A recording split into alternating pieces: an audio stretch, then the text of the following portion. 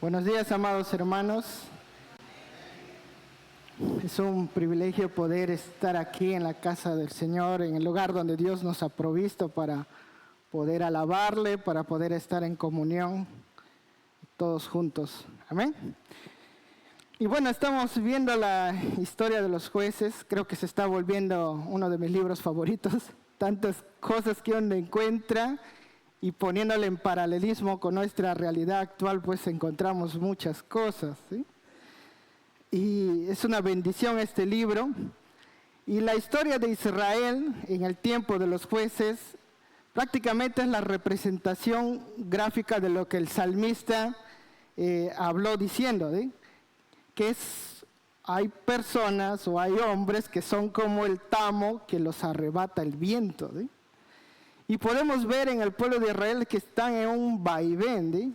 Ellos viven un vaivén entre la estabilidad espiritual y pasan a la inestabilidad y luego a la estabilidad. Y así están, como un círculo vicioso, ¿sí? Son llevados por aquí y por allá conforme a lo que sus corazones inestables los lleva, ¿sí? O como ellos quieren. Pero hay algo que vamos a ver en esta mañana, ¿sí? Que este círculo de inestabilidad tiene sus consecuencias y lo vamos a estudiar con 3 pasajes que vamos a ver en esta mañana. Antes de ello vamos a orar para pedir que el Señor nos guíe con su Santo Espíritu para poder entender su palabra. Señor, estamos aquí, Señor, porque necesitamos escucharte, necesitamos saber qué es lo que deseas para nuestras vidas. Ante el caminar, Señor, ante las situaciones que pasamos, ante la realidad que vivimos, Señor, necesitamos escucharte, Señor. Y por eso te pedimos, Señor, que nos des tu sabiduría, la dirección de tu Santo Espíritu para poder entender lo que tienes para mi vida y para la vida de cada uno de mis hermanos, Señor. En el nombre de Jesús, Señor, nos entregamos a oírte. Amén. Vamos a abrir nuestras Biblias en Jueces capítulo 3. Esta es la primera parte. Bueno, vamos a ver 3 pasajes como les he dicho. Uno es el Jueces capítulo 3, versículo 31. Otro es Jueces capítulo 10 del 1 al 5.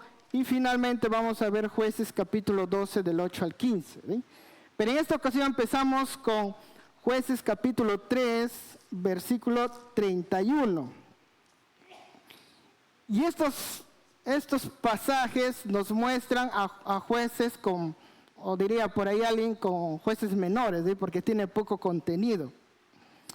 Y en el versículo 31 nos habla de un juez, dice el versículo 31 del capítulo 3, después de él fue Sangar, hijo de Anat, el cual mató a 600 hombres de los filisteos con una aguijada de bueyes, y él también salvó a Israel. Entonces, en este versículo, a manera de cierre, incluso de antelación de lo que va a pasar después, aparece un hombre, ¿sí? un juez. Su nombre es Sangar. Bueno, no se habla mucho de él, pero el autor nos da una característica o algo que él hizo, ¿sí? Y lo que hizo fue que mató a 600 hombres de los filisteos con una aguijada. Bueno, una aguijada era como una vara que tenía como una punta de hierro y servía para llevar a los bueyes, ¿sí? Para que los bueyes no se desvíen, ¿sí? Con esa aguijada lo volvían al camino. Y se menciona que con esta simple herramienta, Sangar llegó a matar a más de 600 filisteos, ¿sí? Con una simple herramienta, ¿sí? Y si nos damos cuenta, esta historia está dentro bueno, finalizando con las 2 historias anteriores, ¿sí? Tenemos la historia de Otoniel y la historia de Ahog, ¿sí? Y estos personajes también hicieron grandes cosas, ¿sí? Hicieron cosas poderosas e incluso con herramientas simples, ¿sí? Así como Sangar, porque fueron pues hombres temerosos de Dios. También se indica tanto para Otoniel como Ahog, en el versículo 9 del capítulo 3, que Jehová los levantó a ellos. ¿Sí? Por ejemplo, con Otoniel dice lo siguiente: entonces clamaron los hijos de Israel a Jehová, y Jehová levantó un libertador a los hijos de Israel y los libró y al cual es Otoniel, hijo de Cenaz, hermano de Caleb. Y luego se nos dice de ahora en el versículo 15 del mismo capítulo: y clamaron los hijos de Israel a Jehová, y Jehová les levantó un libertador. O sea, Sangar aparece dentro de ese grupo de jueces que fueron levantados por Dios, que fueron separados por Dios. O sea, Dios mismo los escogió. Además podemos observar que en estos dos jueces anteriores a Sangar hubo mayor estabilidad política, había paz en la tierra. Por ejemplo, se menciona que durante el tiempo de Otoniel fueron 40 años, el tiempo de Ahok 80 años de estabilidad, y sin las amenazas de los propios vecinos. Por lo tanto, toda esta primera parte, concluyendo ahí con Sangar, es un relato positivo de lo que Dios puede hacer con su pueblo, y reflejándose por medio de la labor de los jueces o los líderes a quien Dios había levantado. Pero todavía estamos empezando el camino. Ahora vamos a Jueces capítulo 10, versículos del 1 al 5. Podemos ver acá dos jueces más que se menciona con pequeña proporción de versículos. Encontramos, por lo tanto, dos mini historias, diría yo, mini historias, ¿sí?, de Tola y de Yair. Y también se presentan a manera de cierre, diríamos, o como conclusión de la narración que se dio anterior. ¿Sí? ¿Quiénes estaban antes de ellos? Estaba Débora con Barak, Gedeón, y apareció por ahí un usurpador. ¿Cómo se llamaba el usurpador?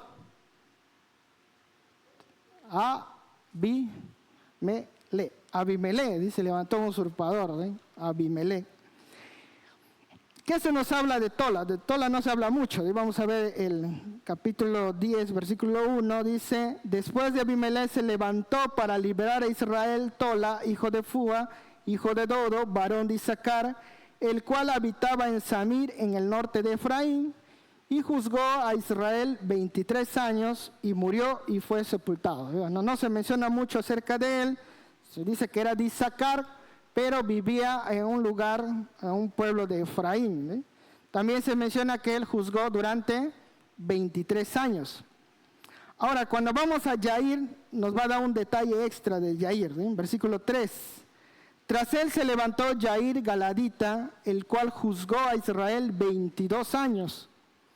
Este tuvo 30 hijos que cabalgaban sobre 30 asnos, y tenía 30 ciudades que se llaman las ciudades de Yair hasta hoy, los cuales están en la tierra de Galaad, y murió Yair y fue sepultado en Camón.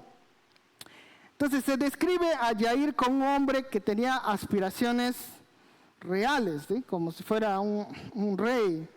Además, esta descripción de que tenía pues 30 hijos, tenía 30 asnos, 30 ciudades con su nombre, nos muestra que era un hombre con influencia, no por su carácter espiritual, sino por el dinero. Era un hombre rico.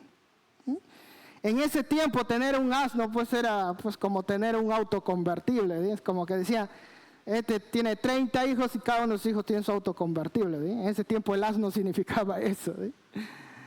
Recuerdo que tenía un tío que tenía también mucho dinero, y a todos sus hijos lo compró una moto. Y la moto en ese tiempo, me acuerdo que costaba un montón de dinero.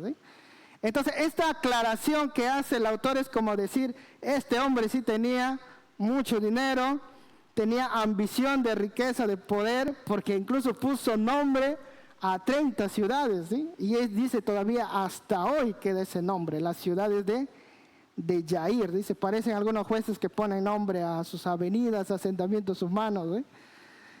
Y bueno, entonces esta actitud que podemos ver en Jair no cumple con las exigencias de Dios cuando habla acerca del rey. En Deuteronomio 17, el 14 y 20, nuestro Señor Dios, Jehová, comienza él a decir cómo va a ser el rey. Y una de las cosas que dice es que este rey no debe acumular riquezas ni tener muchas mujeres. Bueno, tener tantos hijos pues significa que tener tantas mujeres, porque si no sus corazones se alejarían de Dios, y haría que su corazón se aleje de Dios. Entonces, esa característica podemos encontrar en estos dos jueces. Y en resumen, vamos a observar algo acá, que en resumen estos dos jueces aparecen después de la historia de dos jueces que se rehusaron a obedecer al mandato de Dios. ¿Quiénes fueron esos dos jueces que se rehusaron a obedecer? Primero tenemos a Barak. Barak no respondió ahí inmediatamente, y Dios tuvo que mandar a Débora para increparle. ¿No te llamó Dios para que libertes? Y después tenemos a Gedeón. Gedeón tampoco respondió inmediatamente. Comenzó a pedir pruebas a Dios. Y a pesar de que Dios se le apareció por medio de un ángel, él seguía pidiendo pruebas a Dios. No respondieron, o sea, fueron obedientes a medias, diríamos. Y llegamos hasta allá, pues lo peor que viene a ser el usurpador Abimelech, que se levantó solito, nadie lo llamó. Como su papá le puso, que él iba a ser rey, ya pues él se levantó solo como rey y Dios no lo había llamado. Entonces, estas características nos muestran cómo estaba la condición de los jueces. Hemos visto jueces que al inicio pues respondían a Dios en obediencia, y pasamos pues a este grupo de jueces como que se está empezando a corromper poco a poco y alejar de la voluntad de Dios.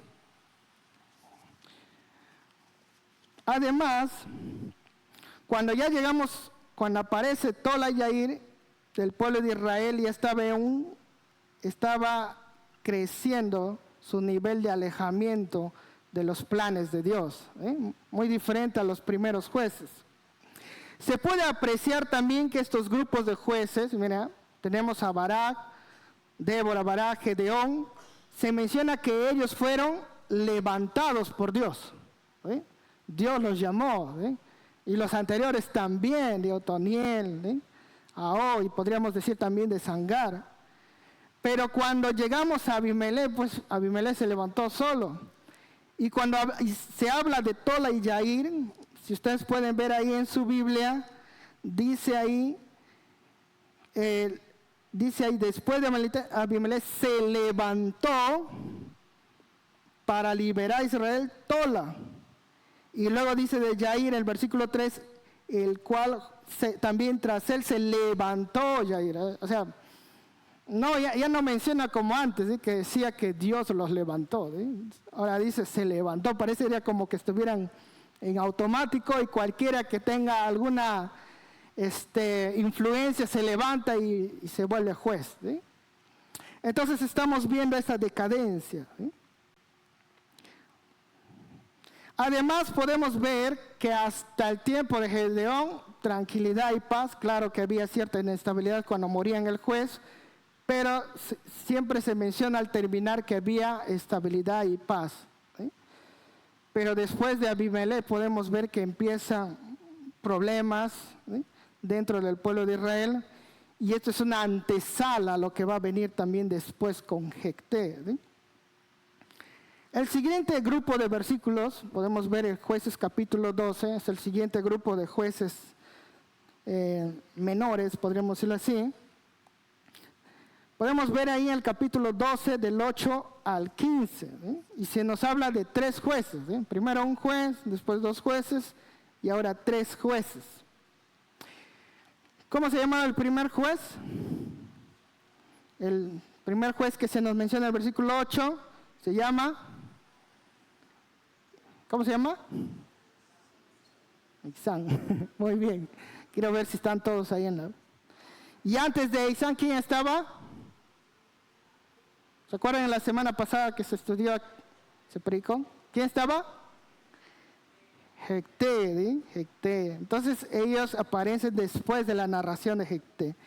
Muy bien, ¿qué se habla de Isán? Dice, Isán era de Belén, ¿sí? Pues no era, bueno, algunos dicen que no era de Belén de Judea, sino de otro Belén, que se encontraba más al norte, y el cual tuvo 30 hijos y 30 hijas, las cuales casó, dice, fuera, y tomó fuera 30 hijas para sus hijos, y juzgó a Israel 7 años, y murió Isán y fue sepultado en Belén. Entonces miren esa adición de contenido que dice, ¿sí? Bueno, no habla de que hizo grandes cosas, sino que habla que tuvo 30 hijos y 30 hijas, y estas hijas, dice, y hijos les hizo casar fuera, ¿sí? Posiblemente fuera de su tribu, o quizás también fuera incluso del propio Israel, ¿sí? ¿Y por qué es que hizo esto? Estaba tomando la referencia de los pueblos paganos, ¿sí? ¿Qué hacían los pueblos paganos para poder sellar alianzas? Utilizaban a sus hijos, ¿sí? Para casarse entre ellos, y ya tenemos una alianza, ya no podemos pelear porque tú tienes a mi hija, yo tengo a tu hijo, ¿sí? Entonces, este hombre ha sido inteligente políticamente, diríamos así, ¿sí? Y comenzó a utilizar a su familia para formar alianzas, ¿sí? Pues no tenía sentido si Dios ya les había dado su territorio a cada uno de ellos. Por lo tanto, comenzó a adoptar prácticas de reyes paganos.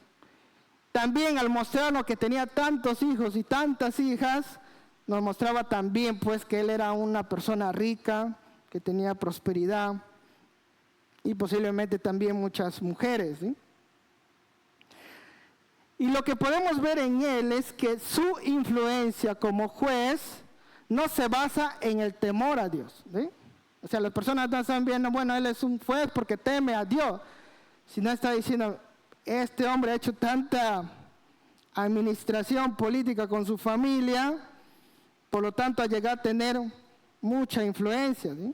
Tuvo mucha habilidad para administrar la política con alianzas familiares, ¿sí?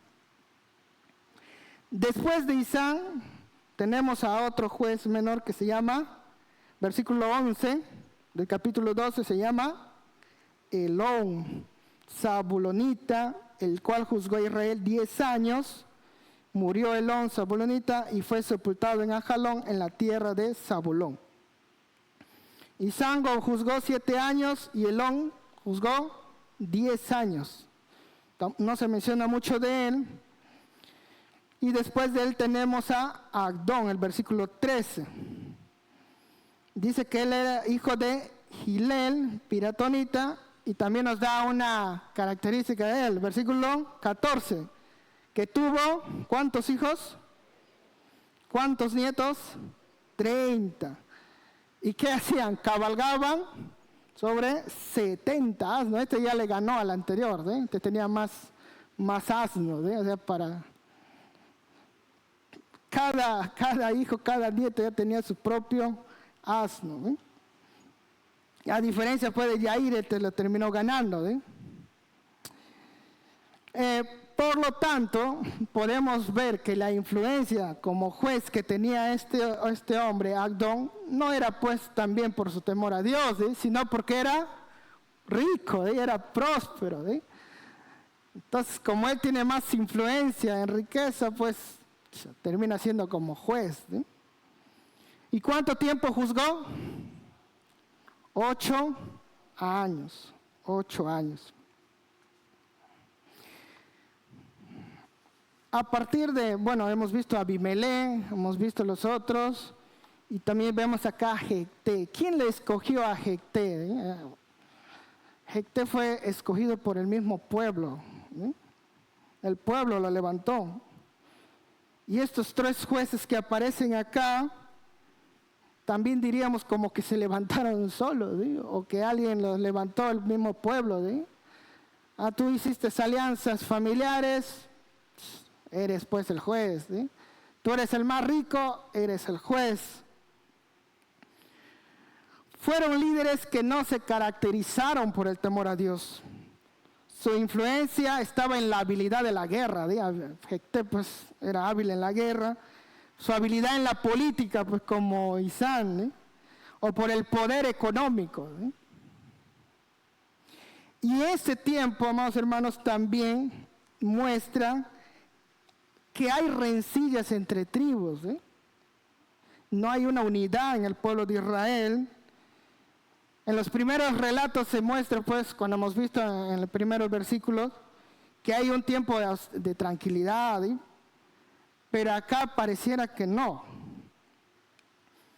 Y la amenaza ya no era solamente los agentes extranjeros, sino también entre ellos mismos. Miren cómo Jefté terminó peleando con los de Efraín y entre ellos. Cada quien quería ser dominante más que el otro. Entre hermanos comenzaron a buscar dominancia. Este tiempo también muestra la inestabilidad espiritual y moral del pueblo de Israel. Y miren, la consecuencia de esta inestabilidad espiritual es que hay inestabilidad política, diríamos también judicial, inestabilidad de liderazgo. ¿Cuánto tiempo gobernó Jefté? 6 años. ¿Cuánto tiempo gobernó Isán? 7 años. Elón, 10 años. Y Agdón 8 años. O sea, no duraban mucho. Los anteriores decían 40, 80 años, 20 años. Y este solamente 6, 7. Ya se parece al Perú. Empezó a reducirse la cantidad de gobierno. Así que hubo cambios constantes de liderazgo, a diferencia pues, de los anteriores jueces. Y esta situación estaba mostrando la realidad espiritual colectiva del pueblo de Israel. Por lo tanto, amados hermanos, como les dije al inicio, en la historia del pueblo de Israel, en el libro de Jueces nos muestra no solamente que existe un círculo espiritual. Ustedes todo este tiempo hemos venido hablando que hay un círculo espiritual. Ellos se arrepienten, pecan, se arrepienten, Dios les manda a un libertador, muere el libertador, vuelven a pecar, se arrepiente y así.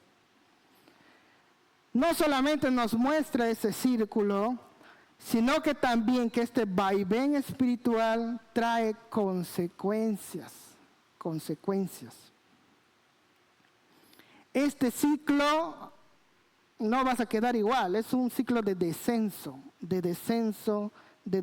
espiritual, como lo había anticipado en Jueces capítulo 2, versículos del 18 al 19, dice, mas acontecía que al morir el juez, ellos volvían atrás y se corrompían más que sus padres. Un círculo vicioso, diríamos así, que no queda igual, sino que tiene su consecuencia y va deteriorando la vida del pueblo o del creyente.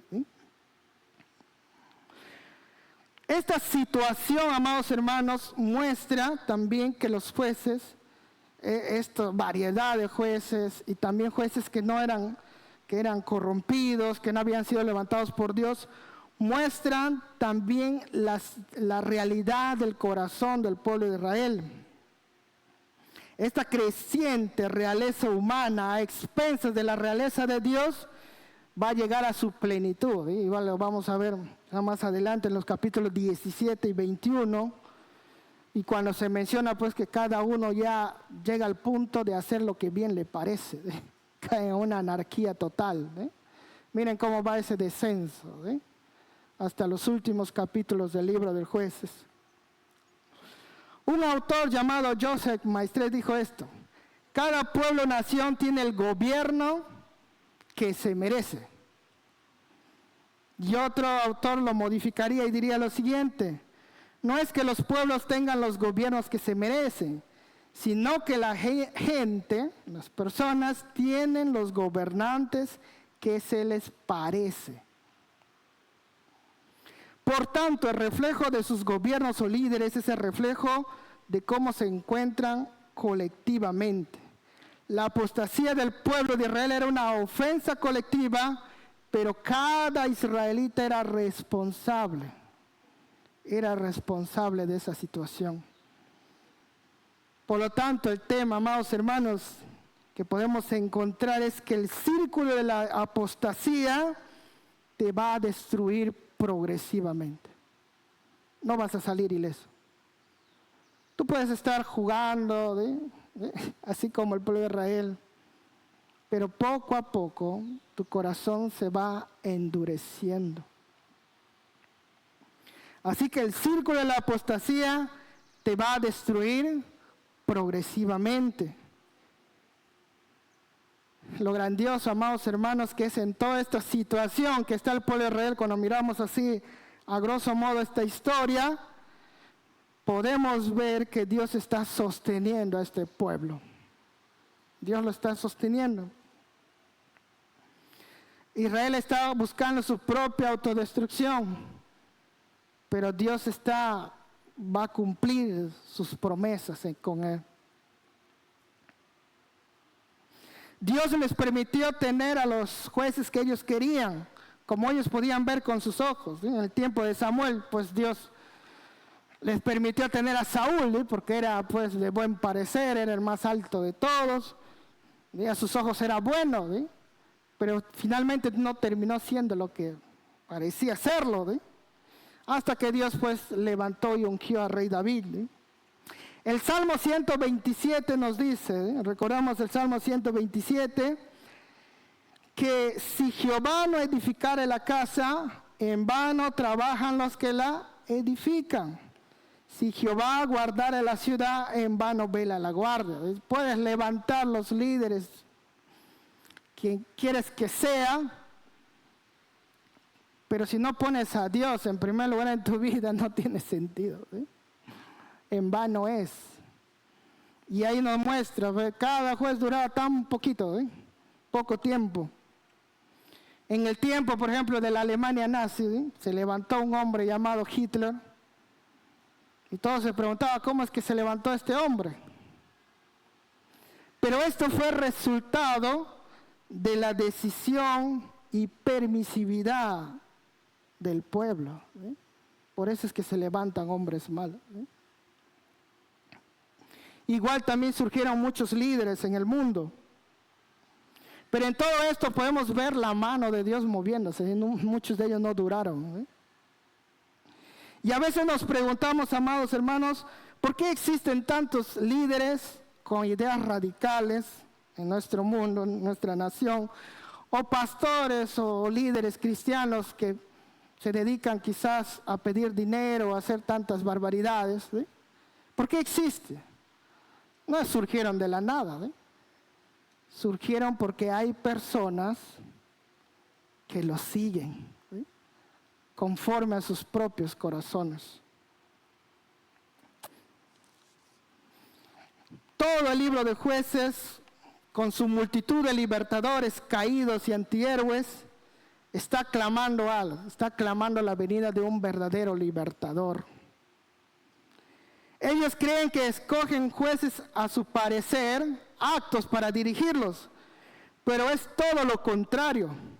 Mientras que cualquier liberación de los enemigos del pueblo de Dios es algo pasajera, es meramente temporal, nuestro Mesías, nuestro Señor Jesucristo prometido va a traer la redención eterna. Nuestro Señor Jesucristo es el único y perfecto Rey, con intenciones que no estuvieron ligados al poder político, al poder del dinero, o al poder de la guerra, podríamos decirlo así. Nuestro Señor Jesucristo vino a liberar al hombre de su real problema. ¿Cuál es este real problema? El pecado. Él puede suplir la verdadera necesidad del hombre. Él sostiene la humanidad y sobre todo guarda a su iglesia. Amén. Por lo tanto, amados hermanos, la promesa de Dios a su pueblo son seguras y verdaderas. Y por mucho que las fuerzas de la oscuridad, así como podemos ver ahí en el libro de Jueces, tratan o intentan frustrar los planes de Dios, jamás lo van a lograr. El pueblo de Israel se alejó de Dios y eligieron jueces pues conforme a sus propios corazones. Pero a pesar de todo, Dios los sostuvo. Pero hay algo que debemos notar, amados hermanos, es que el vaivén espiritual, como les estaba diciendo, este círculo de caída y de levantadas, no te va a dejar igual, sino que poco a poco va a deteriorar tu alma, tu corazón, tu relación con Dios. De este círculo de apostasía no saldrás ileso. Te va a dejar con cicatrices. Claro, Dios te va a sostener. Dios va a cumplir sus promesas en ti. Pero las consecuencias de nuestras aventuras con el mundo, las consecuencias de nuestras caídas, de este juego que muchas veces hacemos con el diablo, con el mundo, no van a desaparecer, van a quedar. Las espinas van a ser difíciles de quitarse y estas pueden ir deteriorando poco a poco nuestras vidas si no ponemos un alto. No lleguemos delante de Dios, amados hermanos, a las justas. ¿Cómo quisiéramos llegar ante el trono del Dios? Cuando vemos nuestro país, amados hermanos, nuestro país está como clamando también un libertador. Y todos ponemos nuestra esperanza en un caudillo, en otro que dice que va a hacer esto y lo demás. Y nos llevan pues de decepción a decepción. Uno confía en tal persona y total termina corrupción. Cuando ya estaba pensando votar por alguien, la prensa lo sacaba un montón de cosas. Ya, por esta persona la prensa, y salían muchas cosas. Cuando pensamos de esta manera, vamos a caer en la decepción tras decepción. Dios está sosteniendo nuestro país, pero nuestra esperanza no debe estar en un caudillo, pues libertador. Nuestra esperanza no está en cualquier persona que se levante, aunque parezca pues lo más cristiano o lo peor cristiano. Nuestra esperanza no está en un caudillo pues de izquierda, derecha, centro, no sé, o populista o libertador. Nuestra esperanza está en Dios, en nuestro Señor Jesucristo. Y Él tiene que gobernar nuestras vidas, y Él tiene que gobernar nuestro país. ¿Y qué estoy haciendo como creyente, como iglesia, frente a estas situaciones que vive nuestro país? ¿Cómo nosotros podemos acercar el reino de Dios o a nuestro libertador, nuestro Señor Jesucristo, acá a nuestro país? ¿Cuál es la única forma? ¿Cuál es la única forma? Por medio de la predicación de la palabra de Dios. Así vamos a traer al verdadero libertador al corazón de las personas aquí en nuestro país. Finalmente, amados hermanos, si pensamos personalmente, te digo, no pongas tu esperanza en libertadores falsos. Quizás una persona, quizás puede ser el alcohol, quizás puede ser las drogas, quizás pueden ser las fiestas, quizás puede ser el dinero, quizás puede ser el poder político, o algunos se apoyan hacia un gurú, no, este me va a dar consejo para liberar. He conocido personas así, un gurú de la India, o un charlatán por ahí que me va a dar libertad, dicen. El único que nos puede dar libertad es nuestro Señor Jesucristo. El único que te va a sacar de ese círculo vicioso que te está destruyendo poco a poco es nuestro Señor Jesucristo. Él te va a dar el verdadero amor. Él te va a dar la verdadera paz. Él te va a dar la verdadera estabilidad que tú necesitas en tu vida. Y te diría en esta mañana, amado hermano, hermana, ven a Él. ven a Él y no vas a ser defraudado. No vas a ser defraudado. Si crees que hay algo ahí que te está aquejando y no puedes quitarte de... Justo antes de venir acá cantábamos, Dios te puede liberar. Dios puede dar lo que tú necesitas. Nos podemos poner de pie para orar.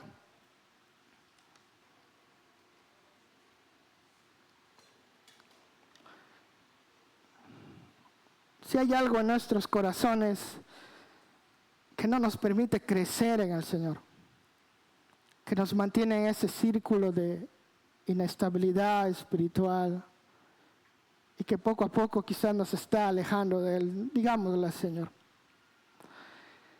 Señor, perdón.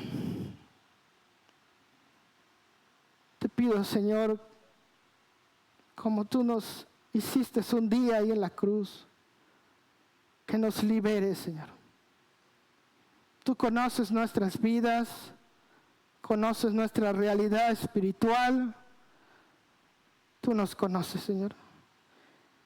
Y no queremos, Señor, caer en una vida en el cual, Señor, no tengamos sensibilidad espiritual de ti, Señor. Perdónanos. Libéranos, Dios.